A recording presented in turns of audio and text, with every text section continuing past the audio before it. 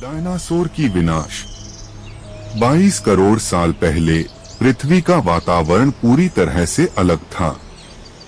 ज्वालामुखियों के विस्फोट और परिवर्तित होती जलवायु ने नई प्रजातियों के विकास का मार्ग प्रशस्त किया। यहीं से डायनासोर का सफर शुरू हुआ।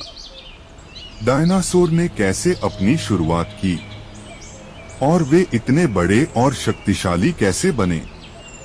यह कहानी केवल जीवाश्मों और अनुसंधानों की है। डायनासोर ने पृथ्वी पर 16 करोड़ वर्षों तक राज किया। उनकी प्रजातियां हर आकार और स्वरूप में थीं।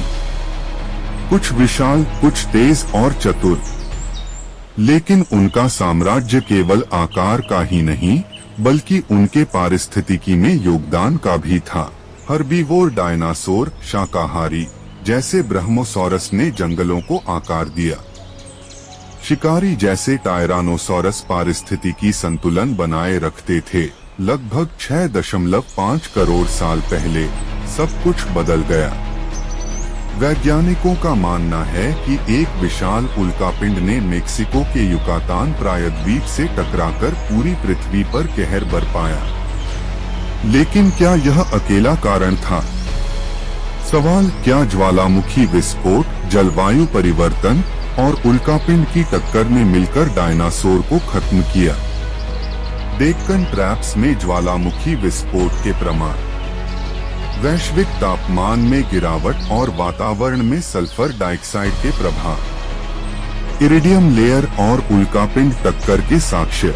जब डायनासोर खत्म हो गए तो पृथ्वी पर जीवन पूरी तरह से समाप्त नहीं हुआ। कुछ जीव जैसे कि मगरमच्छ और पक्षी इस विनाश से बच गए। उनके अनुकूलन के गुण उन्हें बचा पाए।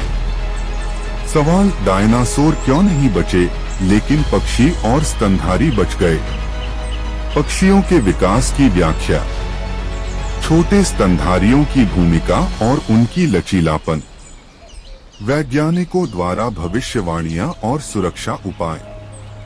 डायनासोर का विनाश केवल एक कहानी नहीं है, यह हमारे लिए एक चेतावनी है। जलवायु परिवर्तन और अंतरिक्षीय खतरों को नजरअंदाज करना घातक हो सकता है। क्या हम इतिहास से सीख लेकर अपना भविष्य सुरक्षित कर सकते हैं?